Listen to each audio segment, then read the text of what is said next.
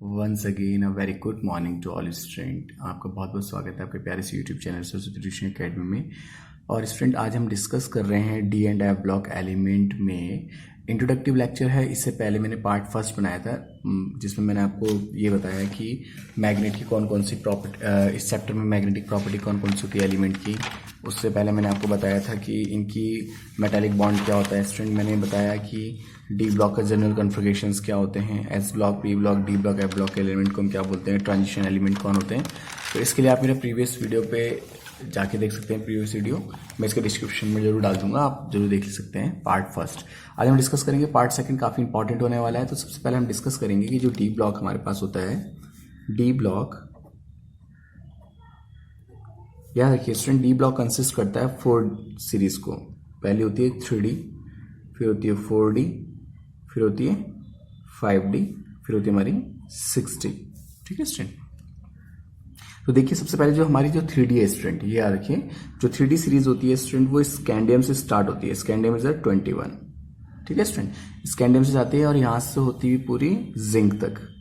Zn is 30। देखिए मैं एक सीरीज लिख देता हूं, scandium, titanium, vanadium, chromium, manganese, ठीक है, आयरन, कोबाल्ट, निकेल, कॉपर और जिंक।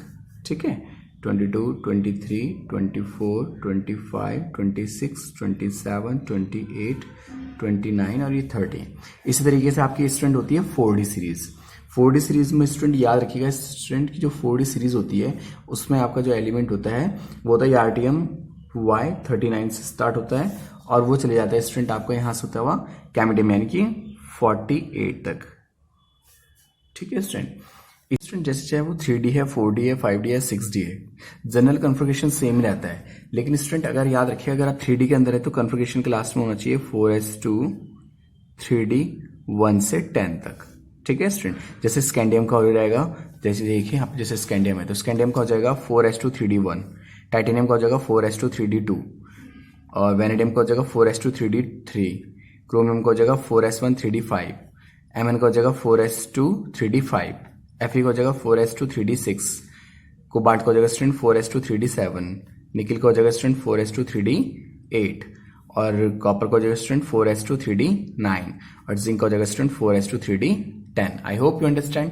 तो बस ये याद रखिए कि आपका जो सीक्वेंस होता है 3D का वो 4s2 से स्टार्ट होता है और 3D पे खत्म हो जाता है। इस तरह से जो हमारा 4D चलता है वो होता है 5s2 एंड 4D 1 to 10। इस तरह से 5D जो होता है वो याद रखिए 6s2, ठीक है स्टूडेंट, 6s2 5D 1 to 10। ठीक है स्टूडेंट। अब इसी तरीके से हमारा जो नेक्स्ट वाला है यानी कि 6D, उसमें आता है स्टूडेंट 7s2 और 6D 1 to 10। I hope you understand. तो एग्जाम में डायरेक्ट क्वेश्चन भी आ सकता है, given the configurations of 4D series in D block element. तो आप ये लिख सकते हैं डायरेक्टली। ठीक है, 5s2 4D 1 to 10। Best student ये आपको याद रखना है। तो चलिए अब हम डिस्कस करेंगे इसकी एटॉमिक रेडियाई की। ठीक है, देखिए एटॉमिक एंड कोवेलेंट रेडियाई या फिर सीधा रेडियाई लिखिए इसको। देखिए स्टूडेंट ये समझिए कि जो पैटर्न होता है एटॉमिक रेडियस का, तो इसमें होता ये है स्टूडेंट कि जैसे आप स्कैंडियम से चलेंगे, ठीक है, क्रोमियम तक। देखिए मैं आपको यहाँ पे दिखा देता हूँ, स्कैंडियम से चलेंगे अगर आप क्रोमियम तक, Cr 24। देखिए scandium is 21, titanium is 22, vanadium is 23 and chromium is 24।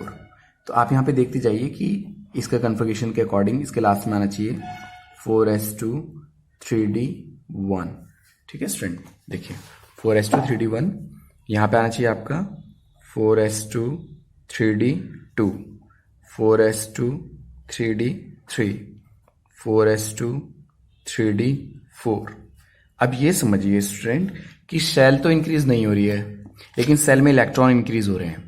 जब सेल इंक्रीज नहीं होगी, सेल में इलेक्ट्रॉन इंक्रीज होंगे, अनपेयर इलेक्ट्रॉन इंक्रीज होंगे, तो ऐसे में क्या होगा स्टूडेंट, जो इफेक्टिव न्यूक्लियर चार्ज होगा वो इंक्रीज होगा और जो उनका रिपल्शन है वो सेंटर की तरफ बढ़ता चला जाएगा, जिसके कारण जो का साइज आगे जाने पे डिक्रीज होना स्टार्ट कर देगा। देखिए मैं आपको कॉन्सेप्ट के साथ इसको समझाता हूँ, देखिए ध्यान से देखिएगा, समझिएगा इसको। देखिए देखिए स्टूडेंट, जैसे स्कैंडियम है स्टूडेंट 4s2 3d1, तो मैं इसकी शेल बना रहा हूँ 4s2 and 3d1। ठीक है स्टूडेंट, तो ये देखिए 4s2 यानी ये रहा, 3d1 यानी कि ये रहा एक इलेक्ट्रॉन। अब आप आ जाइए किसमें, अब आप आ जाइए टाइटेनियम में। टाइटेनियम इज 22, तो टाइटेनियम का जगह 4s2 3d2। अब आप देखिए सेल को ध्यान से, 1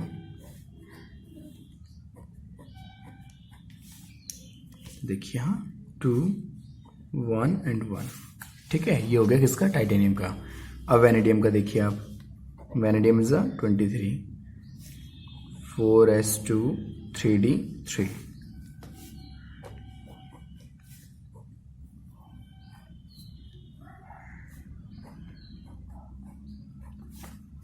देखेंगे स्टूडेंट यहाँ पे 1 2 1 2 3। ठीक है स्टूडेंट, अब इसके बाद आया था आपका क्रोमियम 24। ये थोड़ा एक्सेप्शन केस होता है, मैंने आपको बताया था, आप मेरी प्रीवियस वीडियो में जाके देख सकते हैं कि ऐसा क्यों होता है। मैंने वहाँ पे काफ़ी डिटेल में इसको एक्सप्लेन भी किया है।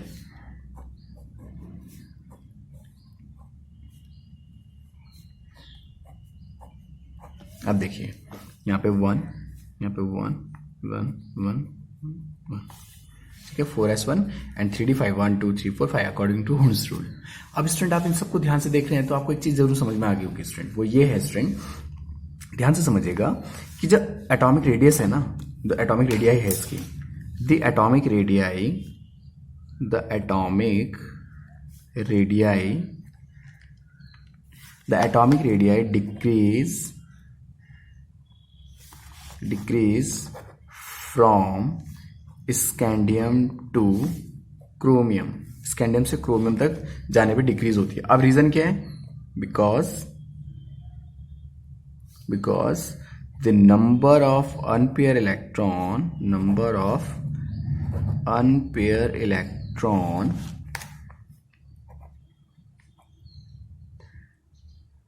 The number of unpair electrons increase. ठीक है, इसके कारण क्या होता है स्टूडेंट, अगर नंबर ऑफ इलेक्ट्रॉन बढ़ भी रहे हैं तो उसके कारण क्या होगा, देखिए अगर सेल इंक्रीज ना हो और आउटर मोस्ट सेल में इलेक्ट्रॉन इंक्रीज होते चले जाएगा, इससे बढ़ता है स्टूडेंट इफेक्टिव न्यूक्लियर चार्ज। क्या पड़ता है उससे स्टूडेंट, उसके कारण जो इंक्रीज हो जाता है वो होता है इफेक्टिव न्यूक्लियर चार्ज इंक्रीज हो जाता है। इसके कारण क्या हो जाएगा, इफेक्टिव, याद रखिएगा स्टूडेंट, ठीक है, इफेक्टिव न्यूक्लियर चार्ज। ठीक है, ये क्या हो जाता है, ऐसे में इंक्रीज हो जाता है। ठीक है, जिसके कारण क्या होता है स्टूडेंट, याद रखिए कि स्कैंडियम से टाइटेनियम की तरफ जब भी आप चलेंगे या क्रोमियम वेनेडियम की तरफ आप चलेंगे तो साइज का डिक्रीज होता चला जाता है। ठीक है, लेकिन एक और बात बताता हूँ स्टूडेंट आपका, देखिए स्कैंडियम से टाइटेनियम, वेनेडियम, क्रोमियम तक जाने पे तो साइज डिक्रीज हो रहा है, डिक्रीज होता जाता है यहाँ पे तक तो साइज। ठीक है, लेकिन स्टूडेंट जैसे आप चलते हैं क्रोमियम से जस्ट आगे, यानी कि iron, cobalt, nickel, Fe, cobalt और निकिल, Mn को हमने यहाँ पे छोड़ दिया है। रीजन ये कि Mn तो साइज में जो होगा वो Mn भी 25 होता है ना स्टूडेंट, तो इस तरह का कन्फिगरेशन शो करता होगा वो भी, यानी कि वहां से प्रॉपर्टीज चेंज होना स्टार्ट हो जाएगी, क्योंकि वहां पे हो जाएगा 4s2, यानी कि लोन पेयर के अकॉर्डिंग वो हो जाएगा 4s2 3d5, कौन, Mn मैग्नीज में। तो 4s2 3d5 का मतलब एक अनपेयर इलेक्ट्रॉन उस पर कम हो रहा है, तो अब अनपेयर इलेक्ट्रॉन की काउंटिंग है वो कम होना स्टार्ट हो जाएगी स्टूडेंट। ठीक है, तो देखिए कैसे, जो ये याद रखना है बस आपको कि Fe, कोबाल्ट, निकिल लगभग सिमिलर साइज के होते हैं स्टूडेंट। ठीक है, याद रखिएगा कि the atomic size Fe, cobalt, nickel almost same. ठीक है, तो मैं यहाँ पे लिख देता हूं ऐसे करते हुए कि ये ऑलमोस्ट सेम साइज। ठीक है, सेम साइज। ठीक है, ऑलमोस्ट सेम साइज क्यों लिख सकते हैं हम इसको, क्यों लिख सकते हैं स्टूडेंट, की रीजन ये है, ऑलमोस्ट सेम साइज हम इसको इसलिए लिख सकते हैं स्टूडेंट, ये याद रखिए, because the pairing of electron take place D orbital. ठीक है, और डी ऑर्बिटल जैसे वो प्लेस होंगे तो repulsion effective nuclear charge does not increase, would जो इफेक्टिव न्यूक्लियर चार्ज है वो इस प्रॉपर्टी में इंक्रीज नहीं होगा। रीजन क्या है स्टूडेंट, क्योंकि देखिए Fe 26 27 28 आपको लग रहा है कि एक इलेक्ट्रॉन तो इंक्रीज हो ही रहे हैं इसमें भी, है ना, लेकिन स्टूडेंट ये जरूर याद रखिए कि जब एक रिपल्शन में इलेक्ट्रॉन आएंगे, जब रिवर्स में इलेक्ट्रॉन आएंगे इनकी तरफ बढ़ते हुए जब आएंगे, तो इसके कारण रिपल्शन कम हो चुका होगा। देखिए मैं आपको एक्सप्लेन करता हूँ, देखिए ठीक है, समझिएगा इसको ध्यान से। ठीक है, कि कैसे Fe, कोबाल्ट और निकिल का साइज जो था वो सेम होता है, Fe, कोबाल्ट निकेल। देखिए क्योंकि ये है 3D सीरीज के एलिमेंट तो लास्ट कॉन्फ़िगरेशन होना चाहिए 4s2 3d6, इसको होना चाहिए 4s2 3d7, इसको होना चाहिए 4s2 3d8। अब आप इसकी शेल देखिए लास्ट की,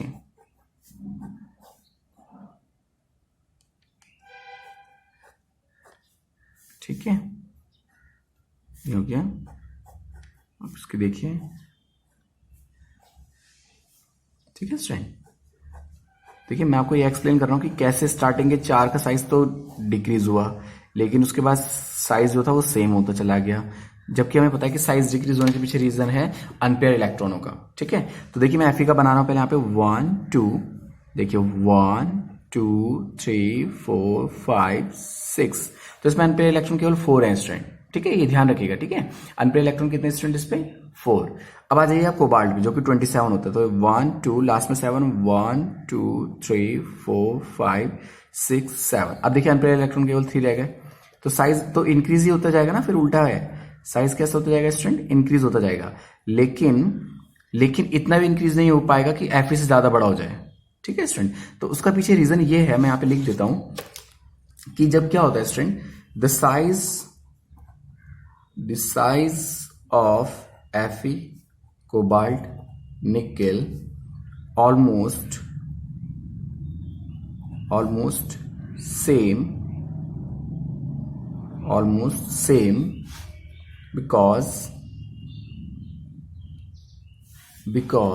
the pairing of electron इसको कहते हैं स्टूडेंट। ठीक है, ये जो पेयरिंग ऑफ इलेक्ट्रॉन है, ये नहीं तो अनपेयर है, ये है pairing of electron.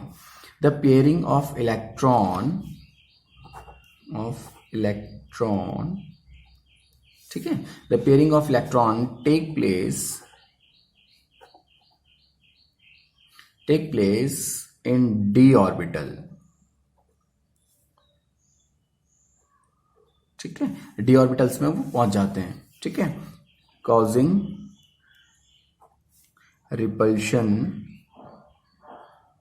repulsion and effective nuclear charge does not increase। देखिए इफेक्टिव न्यूक्लियर चार्ज बढ़ता है लोन पेयर से, देखिए वो अनपेयर इलेक्ट्रॉनों से। तो यहाँ पे अनपेयर इलेक्ट्रॉन को तो सेट ही कम होते चले जा रहे हैं ना स्टूडेंट, तो जब अनपेयर इलेक्ट्रॉन के सेट कम होते जा रहे हैं तो इफेक्टिव न्यूक्लियर चार्ज कम होगा। इफेक्टिव न्यूक्लियर चार्ज क्या करता है, साइज को छोटा करने की कोशिश करता है, लेकिन जब याद रखिए कि अनपेयर इलेक्ट्रॉन ही कम होते जा रहे हैं तो साइज छोटा होने से रुक जाएगा। तो इसका मतलब Fe, कोबाल्ट, निकल का साइज लगभग सेम होता है। ठीक है, ऑलमोस्ट सेम होता है। तो इस सीरीज में जो सबसे बड़ा साइज होगा वो किसका होता है स्टूडेंट, वो होता है, याद रखिए, कॉपर एंड जिंक। ठीक है, कॉपर एंड जिंक के बारे में आपको बता दूं कि have bigger size because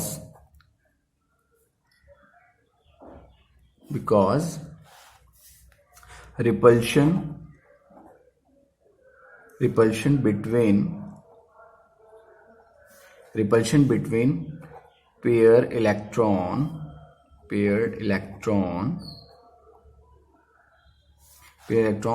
increase। ठीक है स्टूडेंट, इंक्रीज आयोनिक। अब देखिए बस इसी रीजन के कारण क्या होता है स्टूडेंट कि जो इसका जो साइज होता है, कॉपर का, जिंक का जो साइज होता है वो बिगर इसलिए हो जाता है कि जो रिपल्शन है ना student between pair electron is increase. अब आप सोच रहे होंगे कि साइज उनके जो पेयर ऑफ इलेक्ट्रॉन है उनके बीच में रिपल्शन इंक्रीज होगा, तो इंक्रीज होगा तो साइज को वो बड़ा करेंगे, छोटा करने की जगह कैसे करने देंगे, बड़ा करना शुरू कर देंगे। देखिए स्टूडेंट ये याद रखिए कि जो अनपेयर होते हैं ना इलेक्ट्रॉन, जैसे यहाँ पे अनपेयर है तो ये साइज को रिड्यूस करने में हेल्प करेंगे। ठीक है, लेकिन जो पेयर होते हैं वो साइज को बड़ा करते हैं, रीजन है कि वो रिपल्शन शो करते हैं, वो धक्का मारते हैं दूसरी तरफ। ठीक है ना स्टूडेंट, इसके कारण उनका साइज कैसा हो जाता है, बड़ा हो जाता है। जिंक की अगर मैं आपको बात करूं कन्फिगरेशंस में, तो इसकी कन्फिगरेशंस में लास्ट में आएगा student 4s2 3d10 full fill है। कॉपर की बात करें तो 4s1 3d10 फुल फिल है, स्टेबल है। तो दोनों कन्फिगरेशन स्टेबल है, इसलिए साइज में दोनों के दोनों बहुत ज्यादा बड़े होते हैं। आई होप यू अंडरस्टैंड, आपको इतना समझ में जरूर आ गया होगा। तो चलिए अब हम डिस्कस करते हैं नेक्स्ट टॉपिक, जो कि है वो हो जाएगा स्टूडेंट इसकी कैटालाइटिक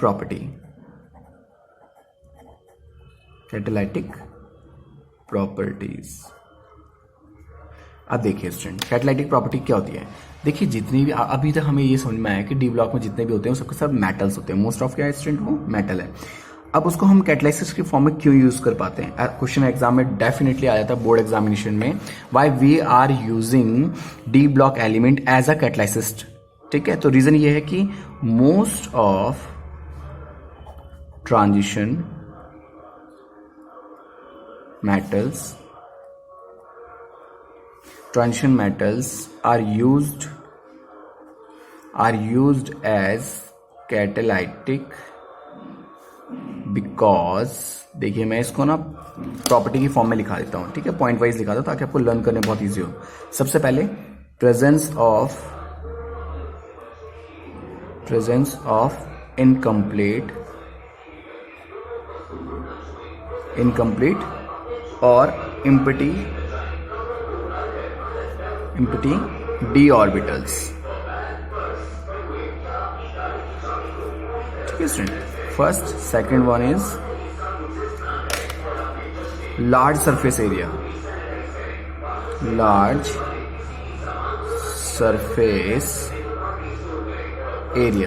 एंड लास्ट वन यानी कि थर्ड है स्टूडेंट हमारे पास, वो स्टूडेंट की वेरिएबल ऑक्सीडेशन स्टेट। देखिए ये बहुत ही इंपॉर्टेंट कॉन्सेप्ट है student, catalytic property student exam में आ जाती है। तो मोस्ट इंपॉर्टेंट याद रखिए कि most of the transition metals are used as a catalytic because presence of incomplete और empty d orbitals, large surface area and variable oxidation state. I hope you understand student, आपको समझ में आ गया होगा। ये थोड़ा सा नॉइस पॉल्यूशन बीच में चलने लगा है, लेकिन ये भी बहुत इंपॉर्टेंट है। कोरोना वॉरियर इस टाइम हमारी गली में जितने भी साफ सफाई वाले काम है वो कर रहे हैं, तो थोड़ा सा वीडियो में हो सकता है कि डिस्टर्बेंस आ रहा हो।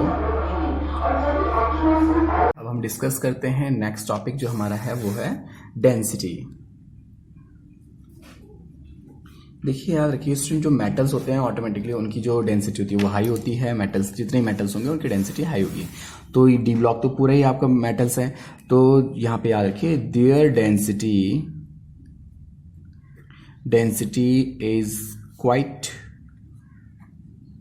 हाई ड्यू टू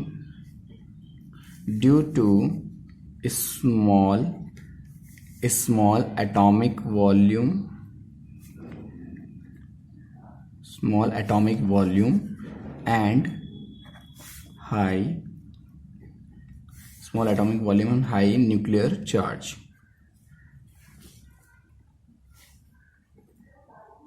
ठीक है स्टूडेंट, तो ये जरूर याद रखिएगा, पॉइंट जरूर याद रखिएगा, चार्ज एंड मास लिख देते हैं आप। ठीक है, बस ये 2 पॉइंट आपको याद रखना है स्टूडेंट की जो डेंसिटी होती है वो बहुत ज़्यादा हायर होती है। रीज़न है क्योंकि स्मॉल एटॉमिक वॉल्यूम होता है और हाई न्यूक्लियर चार्ज होता है स्टूडेंट। ठीक है, इसी रीज़न से हम बोल सकते हैं कि उनका जो डेंसिटी होती है वो हाई होती है। देखिए आपको 3D सीरीज फुल डिटेल माननी चाहिए स्टूडेंट, तो उसके लिए आप प्लीज़ मेरे पार्ट फर्स्ट को ध्यान से देखिएगा और जो मैं आप कॉन्सेप्ट करा रहा हूँ उसको आप ध्यान से समझते जाइएगा। देखिए मैं एक और टॉपिक यहाँ पर डिस्कस कर देता हूँ, वो है मेटेलिक कैरेक्टर। ठीक है स्टूडेंट, तो मेटेलिक कैरेक्टर की अगर हम बात कर रहे हैं स्टूडेंट, तो याद रखिए कि जो सबके सब तो मेटल्स हैं, दे ऑल आर मेटल्स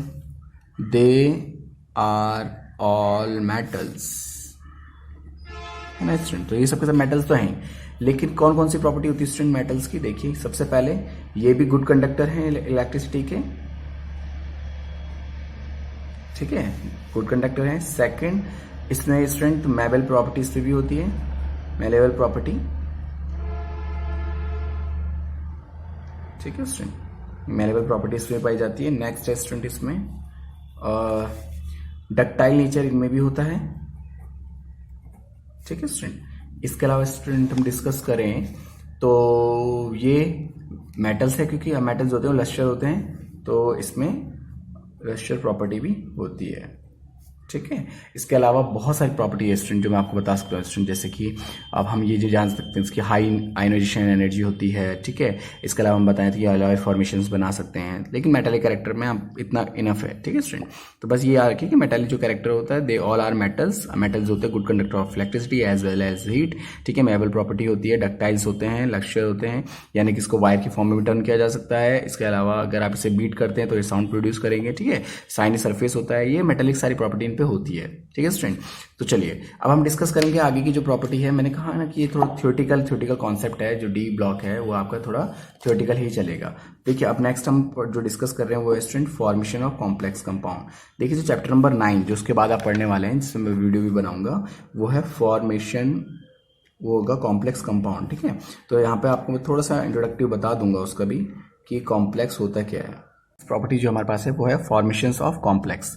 तो सबसे पहले स्टूडेंट मैं आपको बता देता हूँ कि फॉर्मेशन ऑफ कॉम्प्लेक्स, कॉम्प्लेक्स क्या होता है। कॉम्प्लेक्स होता है स्टूडेंट, अभी आपने फुल बहुत डिटेल में पढ़ने, कुछ ऐसे कंपाउंड होते हैं स्टूडेंट जिसमें एक कैटायन, एक एनायन, लिगेंड, सेंटर एटम, कुछ ऐसा होता है। उस प्रॉपर्टी को हम कहते हैं कॉम्प्लेक्स कंपाउंड्स।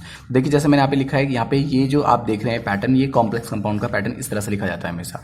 उसमें एक सेंटर एटम होता है हमेशा, ठीक है, और वो बिग ब्रेसेस से कवर होता है, और स्मॉल ब्रेसेस से कवर होंगे आपके लिगेंड्स। जो स्मॉल ब्रैकेट्स आप कवर देख रहे हैं उसको हम लिगेंड कहते हैं स्टूडेंट। ये लिगेंड है, ये भी लिगेंड है और ये भी लिगेंड है। तो स्टूडेंट याद रखिए कि सेंटर एटम जो होता है वो लिगेंड जो होते हैं वो सेंटर एटम के साथ इलेक्ट्रॉन एक्सचेंज करते हैं।